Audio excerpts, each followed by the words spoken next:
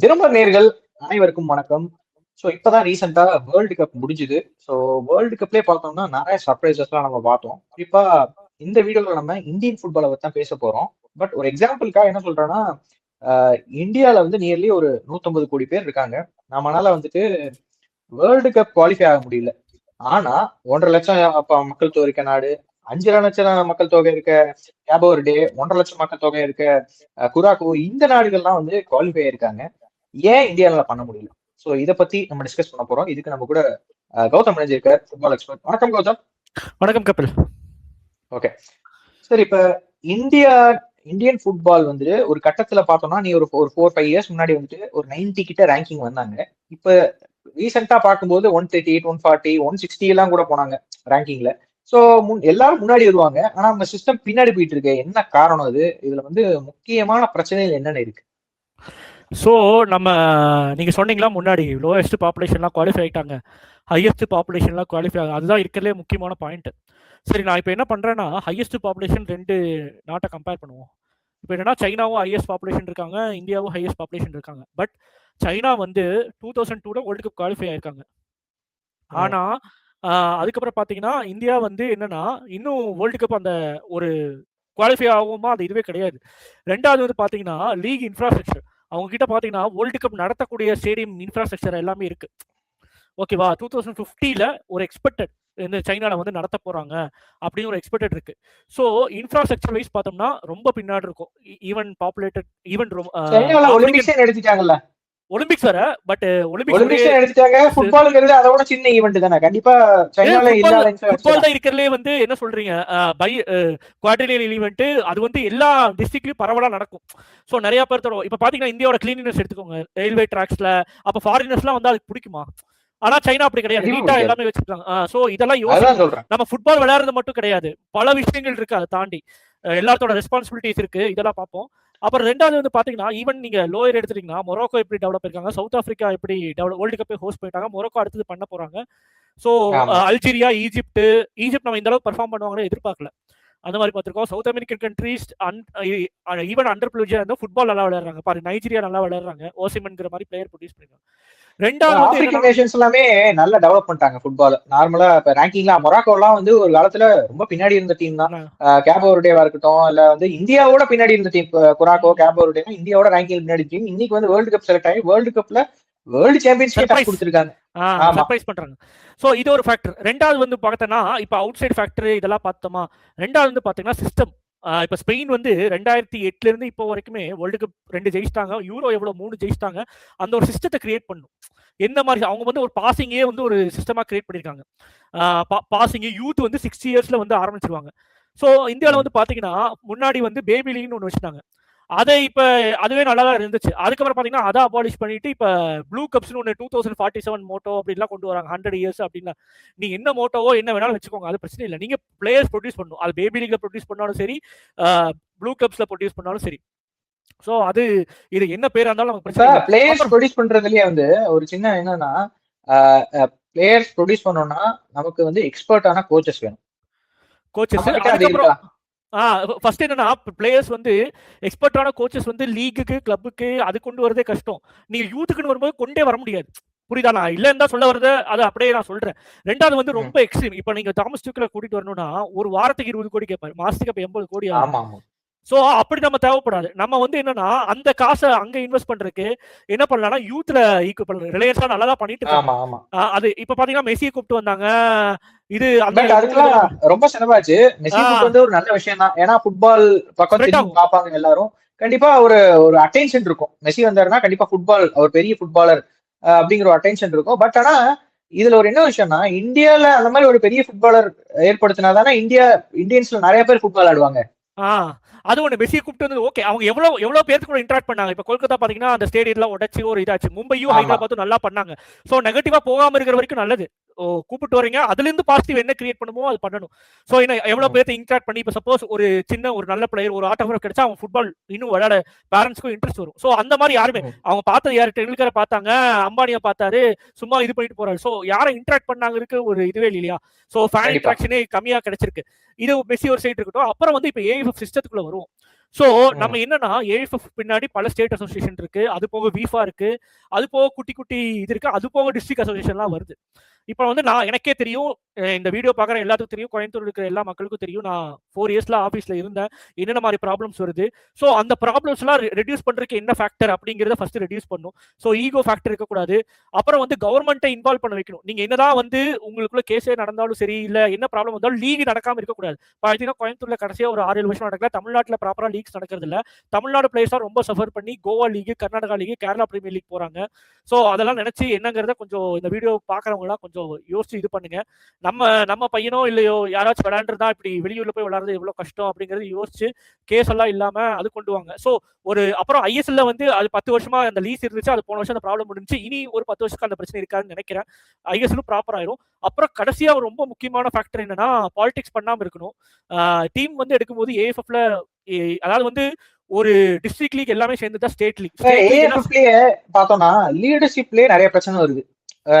ஒவ்வொரு டைமும் வந்து லீடர்ஷிப் பிரச்சனை இருக்கு, அது போக அதை நிர்வகிக்கிறதுல நிறைய பிரச்சனை இருக்கு. நம்ம இல்ல அதுதான் அப்ப என்னன்னா என்ன பிரச்சனை தெரியுமா, இப்ப போட்டிருக்கிறதே வந்து பாலிட்டிஷியன்ஸ் நீங்க இன்வால்வ் பண்ணீங்கன்னா அது ஏன்னா அவங்களுக்கு வந்து ஃபுட்பால் நாலேஜ் அவ்வளோக்கா இருக்க முடியாது. நாங்க இருக்கிறவங்களுக்கு வந்து தப்பா சொல்லுங்கிற இது கிடையாது. யார் இருந்தாலும் கஷ்டம் தான். ஈவன் நாலேஜ் இருந்தாலும் கஷ்டம் தான், நாலேஜ் இல்லாம இருந்தாலும் கஷ்டம் தான். ஏன்னா இந்தியாங்கிறது 150 பில்லியன், அட்லீஸ்ட் ஒரு 50 crore பீப்புளாச்சும் ஃபுட்பால்ல டீப்பா இன்வால்வ் ஆயிருப்பாங்க. அத்தனை பேர்த்துக்கும் வந்து அந்த பொசிஷனுக்கு அவங்க ஹையர் பொசிஷன் போகணும்னு ஆசைப்படுவாங்க. ஸோ எல்லாத்துக்கும் கஷ்டம் தான். பட் நம்ம எது ரெஸ்பான்சிபிலிட்டி என்ன தேவை அப்படிங்கிறத அண்டர்ஸ்டாண்ட் பண்ணி இருப்போம். பட் இதை வந்து நம்ம இன்னும் எனக்கு கேட்டா இன்னும் பெட்டர் ஆகும். ஸோ இவ்வளவு வருஷம் நம்ம நெகட்டிவா போயிட்டோம், அந்த இதுல வந்து அவங்க இது பண்ணி இனி வர இதுலயாச்சும் கரெக்டா பண்ணுவாங்கன்னு எக்ஸ்பெக்ட் பண்றேன். இப்போ என்னன்னா அந்த மினர்வாவோட பர்ஃபார்மன்ஸ் நம்ம எடுத்துப்போம். மினர்வாங்கிற டீம் வந்து இப்போ வந்து ஸ்வீடன்லயே போய் அப்புறம் ஃபின்லாண்ட்ல போய் விளையாண்டுருக்காங்க. ஜெயிச்சிருக்காங்க.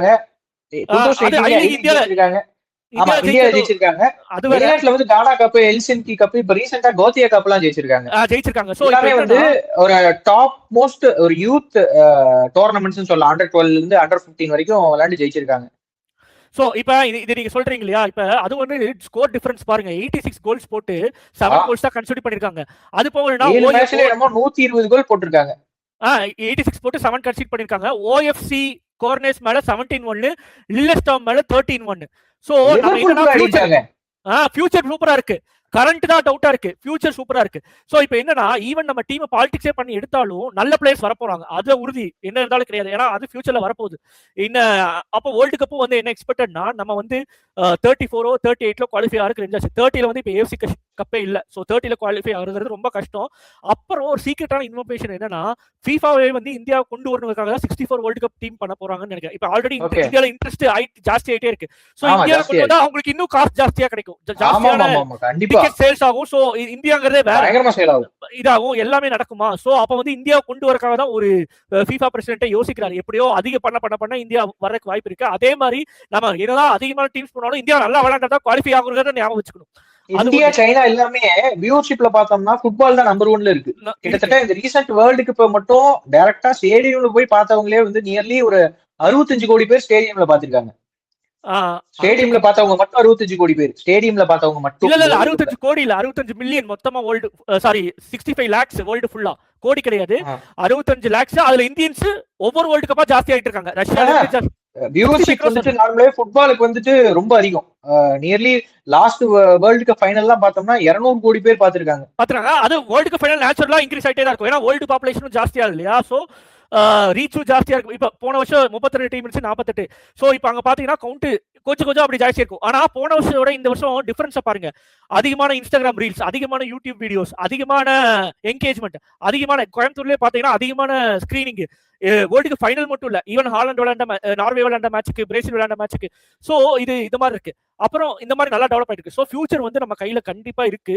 கொஞ்சம் அசோசியேஷனும் வந்து எல்லாருமே வந்து ப்ராப்பரா அவங்களுக்கு என்ன தேவை என்னங்கிறது சண்டை போட்டா அவங்களுக்கும் லாஸ் தான், இதுக்கும் லாஸ் தான். இப்ப எப்படி ஸ்டேட்ல கவர்மெண்ட்டை எலெக்ட் பண்ணிருக்காங்களே, அவங்களுக்குள்ள சண்டை வந்துச்சுன்னா பீப்புளுக்கு அஃபெக்ட் ஆகிற மாதிரி அசோசியேஷன்ல சண்டை போட்டாங்க. ஸோ அதை அண்டர்ஸ்டாண்ட் பண்ணிட்டு எந்த அளவுக்கு சண்டையை ரெடியூஸ் பண்ணுமோ அது பண்ணிட்டு கோஆபரேட் பண்ணி ஒவ்வொரு சின்ன விஷயத்தையும் கரெக்டா பண்ணாங்கன்னா வேர்ல்டு கப் குவாலிஃபை, ஒரு வேர்ல்டு கப் குவாலிஃபை ஆயிட்டோம்னா அப்புறம் அவ்வளவுதான். இந்தியால ஜெயிக்கிறதே இந்தியால வந்துட்டு அர்ஜென்டினா, பிரேசில், போர்ச்சுகல் இவங்க எல்லாத்துக்குமே பயங்கர ஃபேன்ஸ் இருக்கு ஃபேன்ஸ். இந்தியால. அப்ப இந்தியா குவாலிஃபை ஆயிட்டாங்கன்னா ஆட்டோமேட்டிக்கா இந்தியாவை சப்போர்ட் பண்ணுவாங்க. இந்தியாவுக்கு பயங்கர எல்லாருமே பார்க்க ஆரம்பிச்சிருவாங்க. அப்புறம் நிறைய பேர் ஃபுட்பால் விளையாட வைக்கணும்னு நினைப்பாங்க. அது ஒரு முக்கியமான விஷயம் இந்தியால. அது குவாலிஃபை ஆகுறது மட்டும் தான் மேட்டர். லாஸ்ட் டைம் வந்து FIFA அண்டர் 17 வந்து இந்தியால வச்சிருந்தாங்க வேர்ல்டு கப் இல்லையா? அண்டர் 17 வச்சிருந்தாங்க. Indian team ஆடிச்சு. பட் ஆனா பெரிய பெர்ஃபார்மன்ஸ் எல்லாம் இல்ல. பட் ஆனா பெட்டரே பண்ணாங்க.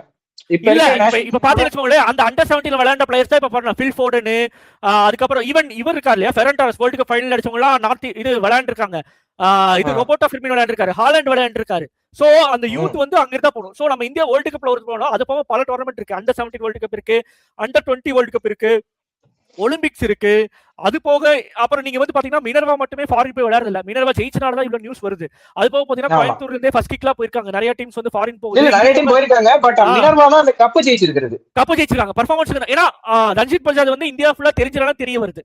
சோ ரஞ்சித் பஜாஜ் என்ன சொல்றாரு, அண்டர் 15 டீம் எங்க கையில கொடுங்க, வேர்ல்டு கப் நான் வாங்கி காட்டுறேன் அப்படின்றாரு. 2034ல இந்தியா வந்து வேர்ல்டு கப் குவாலிஃபை ஆகும். குவாலிஃபை ஆகணும்னா அட்லீஸ்ட் 10 பேராவது யூரோப்ல சாம்பியன்ஸ் லீக் ஆடணும் அப்படின்றாரு. அது பாயிண்ட் தான். அது கரெக்டா யூரோப்பியன் ஃபுட்பால் விளையாடுறது. அப்புறம் பேரண்ட்ஸ் வந்து சப்போஸ் நீங்க வந்து உங்க பர்ஃபார்மன்ஸை வந்து ரொம்ப ஜாஸ்தியா எடுக்கணும்னா கண்டிப்பா வந்து கொஞ்சம் அதிகமான மணி ஸ்பெண்ட் பண்ணியே முடிஞ்ச அளவுக்கு இது பண்ணீங்கன்னா இந்த என்ன சொல்ற சம்மர் லீவ்லயோ அந்த மாதிரி டைம்னா ஃபாரின்ல போய் கோச்சிங் இது பண்ணுங்க.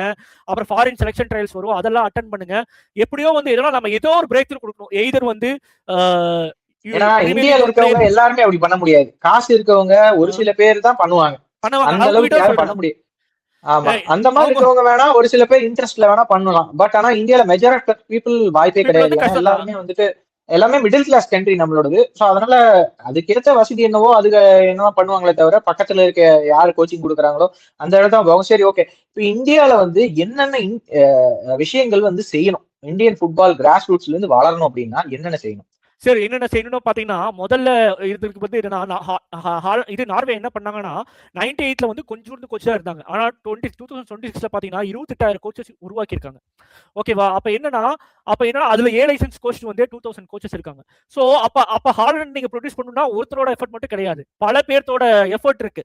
அப்ப என்னன்னா இந்தியாவிலும் கோச்சஸ் வந்து டி லைசன்ஸ் கோச்சஸ் எல்லாமே ஜாஸ்தி ஆயிட்டாங்க. அதே மாதிரி இப்ப நானும் ஒரு அனலிஸ்ட் தான். சோ அனலிஸ்ட் ஜாஸ்தி பண்ணும். ரெஃபரிங் டிபார்ட்மெண்ட்டும் இப்ப என்னன்னா ஒவ்வொரு மேட்சஸும் வந்து நீங்க வீடியோ எடுத்து யூடியூப்ல போடுங்க. சரியா? அப்பவே வந்து என்னன்னா என்ன மிஸ்டேக் பண்ணிருக்கோம், ஒரு மேட்சை வந்து வீடியோ எடுத்தாதான் தெரியும் என்ன மிஸ்டேக் பண்ணிருக்கோம், எங்க நல்லா விளையாண்டுருக்கோம் அப்படின்னு தெரியும். அப்புறம் ரொம்ப ரொம்ப ரொம்ப முக்கியமான ஃபேக்டர் வந்து சின்ன வயசுல இருந்தே ஃபிட்னஸ் கொடுங்க. ஓகேவா? நீங்க வந்து 15 இயர்ஸ்லயோ 20 இயர்ஸ்லயோ ஃபிட்னஸோ இல்ல 10 இயர்ஸ்லயோ ஆரம்பிச்சா பத்தாது. அட்லீஸ்ட் பெயின் யூத் சிஸ்டம் மாதிரி ஃபிட்னஸ் வந்து சின்ன வயசுல இருந்தே ஆக்சுவலா இந்த விஷயம் என்னன்னா ரஞ்சித் பஜாஜ் சொன்னாரு என்னன்னா விராட் கோலியோட யோயோ டெஸ்ட வந்துட்டு மினவேர் அகாடமில இருக்க அண்டர் 12 பசங்க வந்து விராட் கோலியோட யோயோ ஸ்கோரோட அதிகம். அண்டர் 15 பார்த்தோம்னா மினவேர் அகாடமியோட ஃபிட்னஸ், அண்டர் 15 பிளேயர்ஸோட ஃபிட்னஸ் வந்து கோலியோட ஃபிட்னஸோட ரொம்ப அதிகமாமா.